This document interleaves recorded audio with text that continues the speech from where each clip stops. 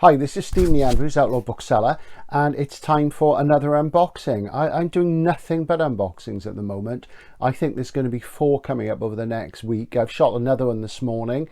It's Friday the 28th. I shot one the other day. That'll come up later in the week. And I think I know what this is. I've got another album coming later today with a CD, and that's Paul Draper's new album, Cult Leader Tactics. And I'm listening to the download now, because that came free with the Amazon exclusive.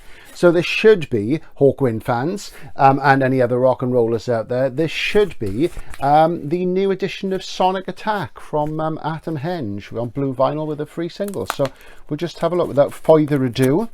Let's tear the handy strip, which is coming off nicely. And right, let's have a look. So I mentioned the other unboxings because I find of all the sort of rock and roll fans I sort of interact with, I find Hawkwind fans to be, you know, amongst the most open-minded. And, you know, I don't want to sort of diss my my friends in the Stranglers fan community, my favourite band. But I've made a lot of good friends through the sort of online Hawkwind pages recently. And I've been a Hawk fan since the early 80s. Well, really since Silver Machine came out 50 years ago, because I used to play it, borrow it for a friend. And yeah, here we are, coming from Cherry Red Records. Here's Sonic Attack, single disc version. It's got a really nice little sort of sticker there. And this is interesting. It's this 45th anniversary edition. That's not right, is it? Surely it wasn't 45 years. It's I thought Sonic Attack is sort of like 81, so it's not the 45th edition at all. It's more like sort of like 41 years, because I've just done an unboxing for David Bowie's Low in an orange vinyl edition. It is the 45th edition of Low this month, but so I don't think that's right. You know, this didn't come out in 1977, so a bit of a black mark there straight away. But you know, interesting sticker. Maybe it'll get withdrawn and become a collectible. Probably not. It's on Atomhenge. We love that little colophon down there. That's great. So let's just get the scissor out, and I'll just give it a snip. Get that sort of bit. I'll do that gingerly and get that out of the way, because that's always a scary moment. And then we'll peel off the wraps. So there we go. And I have said before, the Sonic Attack is not one of my favourite Hawkwind albums. In fact, it's my least favourite Hawkwind album from the beginning until up to and including Choose Your Mask, which I regard as the classic period. And nevertheless, I have great affection for it. They did a lovely job on the print, and the colours are really vivid. I'll show you in a sec. Because it was one of the first Hawkwind albums I bought. Even though I heard Silver Machine as a kid, I didn't listen to Hawkwind again until a friend of mine played me Masters of the Universe comp. And then I went out and bought that, and then I bought Astounding Sounds, which is really one of my sort of top 3 Hawkwind albums. Then I went out another day and bought 4 Hawkwind albums in a day, and this was one of them. So there we go. Looks rather nice, doesn't it? Nice matte sleeve. Beautiful. And, you know, we talked about how, you know, the whole thing about were Hawkwind associated with the new wave of British heavy metal. Well, as I've said, I think that's down to marketing, the fact they were on bronze. Obviously, this is on RCA Active. And the fact that, you know, it was probably felt safer then to market them as hard rock, heavy metal, than it did as punk rock. Yeah, so even though Hawkwind influenced lots of the original punk rockers, I mean, at that time, that wasn't talked about so much. Obviously, it was in the music papers, but there wasn't internet, there wasn't a bigger media, so it didn't sort of come through so much. And, you know, people sort of, you know, probably wouldn't cleave the same way. There was more division between subcultures and youth tribes then, which in some ways is a good thing, but that's where it went. But anyway, let's have a look at the actual record. Let's just pop it out. And you've got an insert, which is a good facsimile of the original insert. I actually sold my original insert with the 2-disc blue vinyl edition the other day. I sold the 2-disc blue vinyl edition because I knew this was coming, and I don't really like 2-disc versions of albums which originally came on 1 disc, so that's good. It's different sort of feel. It's shiny rather than matte. It's got Atomhenge on it, but here we go. Here's the actual record. Nice black Atomhenge label. And yeah, it doesn't have the metallic hawk, and I think the metal hawk is one thing alongside this sort of lightning bolt typeface, which sort of made people think about you know, heavy metal and things. So it's a bit like what Diamond Head would have had on their albums, maybe. I quite like Diamond Head, actually. One of the more intelligent metal bands out there. And there we go. Nice, solid blue. Not thin, transparent. I do like solid colours. I was doing a David Bowie unboxing earlier, as I said, and that's nice, solid orange, and this is nice, solid blue. So that's absolutely lovely. Nice and weighty. So there you go. So that's what you're going to get. I imagine a lot of you have got your copies today as well. So with 3 albums arriving on the same day, so, you know, I'd rather not post 3 videos the same day, but to beat the competition, you know, you've got to do these things. So there you go. So while I've got that out, I'm just going to apply my usual curating standards. Black poly-lined inner from Covers 33. It does come in a white poly-lined inner. I cleave to the black. I do like the black. I think it works very well with blue. So I'll just pop that into there, and it goes in there nicely. I think the black aesthetic with a black back sleeve and what have you works really well. Now, of course, there's another record in here as well. There's the 7-inch single. So let's have a look, and I can pop that out to there again so I can get at the 7-inch, and I'm just going to draw that out, and I'll do the reveal in a second. Pop the LP back into there and get it inside a nice heavy duty PVC outer, again from Covers 33, who, as I say, are not paying me. I'm not advertising them. I just think they're the best. They're my curating standard. I say this in every unboxing I do. So there we go, that goes in there. Lovely, excellent. Doesn't look fantastic. I do love this sleeve, I must say. Great stuff. I'll talk about the music a bit later on. And here we have a great facsimile of the singles, a single of Angels of Death with Transdimensional Man on the B-side.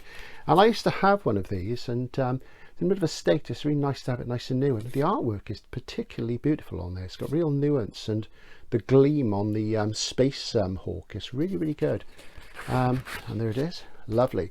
Well, it's a kind of mottled blue. There's some black in there as well. Maybe this is a discoloured one. Maybe it's a super collectible one. No, it's nice. It's sort of like a variegated blue with some black and what have you in there. I don't think it'll come across on the camera, but it is there. So that's really nice. And again, going for the intense curating standards, I pop that into a sky blue sleeve. There it is with the picture sleeve. And again, a PVC out. As you see, we do things properly here. We don't mess around. Slip that into heavy duty PVC sleeve. So there we are. That's great. Very, very nice. Excellent. So what a package. Beautiful blue vinyl. So just to talk about the album a bit, like I say, it's not one of my favorite albums, my least favorite album from the classic period. In some ways, I would argue that the classic period ends with probably Hawklords, 25 years on. I regard PXR5, even though it came out after that, as the preceding album, because a lot of it was recorded when the band was still Hawkwind, and there's a couple of tracks which is Brock, and I think Simon King's on one of them, on Infinity, isn't he? And I think Calvert wrote the lyrics of Infinity. I may be wrong on that. It may just be Dave Brock's, but yeah, so what can we say about it? Well, as I say, Sonic Attack, for me, I didn't really see the need to redo Sonic Attack, and this wasn't the first time Hawkwind had revisited a number. I think the first real revisiting we got was some of the lyrics from We Took the Wrong Step years ago, popped up in Who's Going to Win the War on Levitation 1980, the album before this, which is a fantastic record. But this for me was like the new sort of stage of Hawkwind, because at this point, this I think is the first Hawkwind album which doesn't have any acoustic instruments on it. Before that, there was always acoustic instruments, even on Levitation, despite the digital synths and the analog synths and lots of them were electronic approach. There was some acoustic guitar on it, and that does make a real difference. And of course, there was always the violin, the sax, Dave's acoustic guitar, what have you. So this is entirely electronic, this record, and in that I include electric guitars. Obviously, the drums were acoustic, but it's a rock record without any of the sort of classical instrumentation that you have. There's no saxophone, no flute, what have you. And I personally think that sort of worked against the record in a way. And of course, everybody was dropping, you know, a lot of bands who'd been prog or 70s bands before punk rock, they were all dropping acoustic instruments then, you know. And if you listen to people like Yes and Genesis at that point, you know, they're all picking up digital synths and what have you. But the one thing I do like about this is very aggressive synthesizers on it. I always think of it, if I wouldn't think of it as heavy metal, I would think of it as synth metal. I always call it Hawkwind Synth Metal album, because it's undeniable that with two guitarists, you know, not always playing together, Dave obviously playing synth a lot, and with Hugh Lloyd Langton's ability, you know, his chops. And I have said before, I do think that Hugh sometimes went a bit over the top live, when he wasn't held in check by other maestros like Tim Blake or Simon House, when he was like the guy with the chops. He sometimes went a bit too far, in my opinion. So if that offends you, I do apologise. It's just my opinion.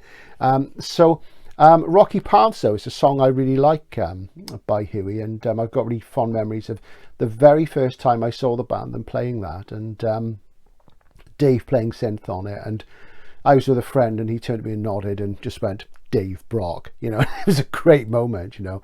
Psychosonia with my own mate Michael Moorcock, who I've hosted several times in bookshop signings back in the 80s and 90s. One of my favourite writers, as you know if you watch the channel. Psychosonia, very dissonant. You know, it's quite a tough album. It's an album that's dealing with the times of Thatcherism, you know, and there's a lot on here about control and, you know, fear on the streets and what have you. And, you know, some people would say that's an influence of punk or post-punk, but I don't think it was. I mean, you've only got to look at Urban Guerrilla and, you know, lyrics on Brainstorm like Paranoia Police, they sussed out the potion, to really sort of see that that had always been there in Hawkwind's radicalism. They've been busted loads of times, of course, back in the day. And, you know, Angels of Death is probably the closest to a metal anthem. But that was exciting live as well, the chanting and stuff, and, you know, the siren-like synth and what have you. Virgin of the World, fantastic, you know, instrumental there, great synths on that, really sort of psychedelic and spaced out. It's on side 2 for me, the things, you know, are not so good. I mean, Living on a Knife Edge, I always found the lyrics very bold and overly direct and lacking in subtlety. And I felt, you know, the same about Streets of Fear as well, to be quite honest. Coded Language is Moorcock, obviously, is over that all the more than Psychosonia is Harvey, isn't it, really? I always get those two confused for some reason. I suppose I don't really listen to them a lot. I've never been that fussed on either. I do consider Psychosonia a bit of a filler. It's an interesting experiment. And, you know, Disintegration is brief, but really, really good. Lost Chances is a Moorcock lyric, of course. But I'm not really that enamoured of a lot of the melodies and the sort of very, very direct, simple words of Sonic Attack. So, you know, that is my feeling about it. It obviously entered a new period. This is a beautiful, beautiful album. I'm sure you have your own opinions on it. We'll just have a look at the vinyl once more. Quick look at the single again. Absolutely lovely. Nice blue with black in it, as I say. And as you see, the Masters of the Universe behind me. Nice and blue again there. You know, sort of hinting at the romanticism I talked about, of things like Hall of the Mountain Grill. And there will be a video coming on Warring on the Edge of Time when I can get out to the location I want to shoot in. That'll be in February. I've got to pick a day when it's good weather. I'm going to try and do the whole thing outside, which will be interesting. And as I say, here we are, blue vinyl again. I'm sure you've probably had yours as well by now. Really, really nice. So isn't that beautiful? So well done to Atomhenge for getting it back onto a single disc, and for bringing back the old thing of the free single, which was very much, you know, a late 70s thing. The UA used to do that with, you know, after the days of Hawkwind, you know, they did that with Dr. Feelgood and the Stranglers and other bands and stuff. It's great stuff. So that's Sonic Attack. More unboxings to come. Have a check of the others. David Bowie, Paul Draper, ex-Manson. Very interesting musician. If you've never listened to Paul's stuff, you know, real sort of lyrical depth and great neo-prog sort of crossed with indie and strange psychedelic stuff. And, you know, there's a lot going on there. And I think a lot of Hawkwind fans would like his stuff if they'd give it a listen.